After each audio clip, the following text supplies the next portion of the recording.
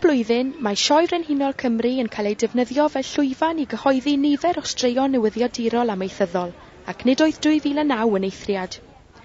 Ymysg y cyhoeddiadau cyntaf, roedd menter sy'n gweld Cig Oen Cymru'n cael ei werthu ar silffoedd pob archfarchnad Sainsbury's yng Nghymru, o dan faner clybiau ffermwyr ifanc Cymru.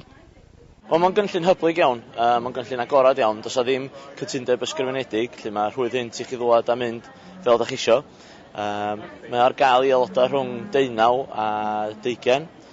Da ni'n chwilio am bobl sydd yn gweithio gartra, neu yn bartneriad, neu yn ffermio ar ben eu hunan, neu un hunan, ei fod yn ar gael ar gyfer y cynllun.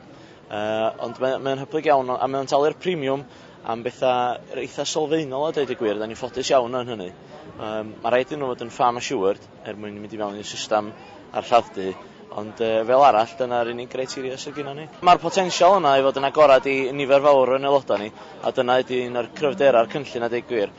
Drwy wneud hynny, da ni'n gobeithio fod ni'n mynd i'r cyflenwyr archfarchnad am 52 wythnos o'r flwyddyn, gan bod ni'n mynd i cael lwyn o wahanol ranbarthau Gymru trwy gydol o flwyddyn.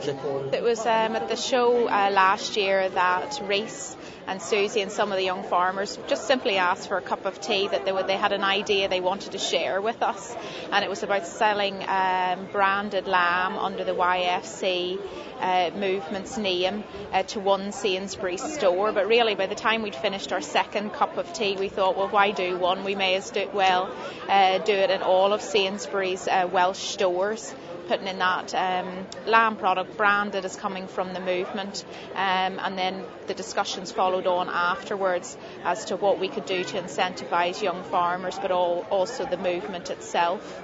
I think it's credit to the Welsh Young Farmers movement here in Wales that they've been able to show such innovation and felt that they had the quality and the credibility to be able to deliver it. So I suppose it's a unique example, but a fantastic one of how young people can innovate and approach and feel that Sainsbury's was approachable to talk to us about it. So yes, unique, but I think not just one example.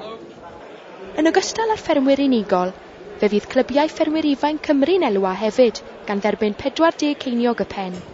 Ond fe fydd yr ŵyn yn cael ei prosesu yng Nghymru hefyd, diolch i ddel gyda dyn bian llan y bydder.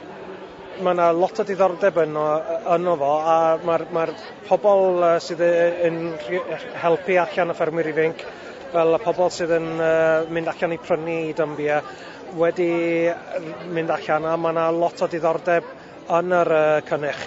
So, one efo'r launch, obviously, one yn y Sioe Frenhinol, dyn ni'n mynd i gweld lot mwy o datblygu o rhan o pobl efo diddordeb, a byd nhw'n dod i edrych efo diddordeb.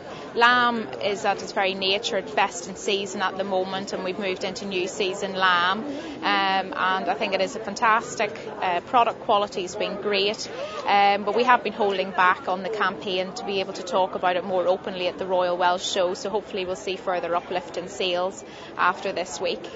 Gan bod yn gynllun eitha cyfyngedig, da chi'n sôn am ar hyn o bryd rhyw 250 o wyn yn mynd trwy'r system yn wythnosol.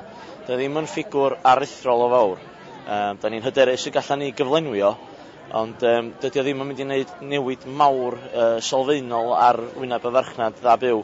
A mae rhaid chi gofio wrth gwrs na pris y farchnad fyw sydd yn rhaid y sail ar gyfer pris y farchnad ar y bachyn fel petai. Felly, mae'r ddwy hefo system a lle i weithio hefo'i gilydd. Ond hon oedd yr unig broses oedden ni'n medru gweld lle oedden ni'n medru cael grŵp ynghyd i weithio fel grŵp a cael system o ddatblygu sgiliau, gwybodaeth a phrosesau marchnata yn hytrach na system dda byw. Felly dyna pan bod ni wedi mynd lawr yr elfen yma o weithio.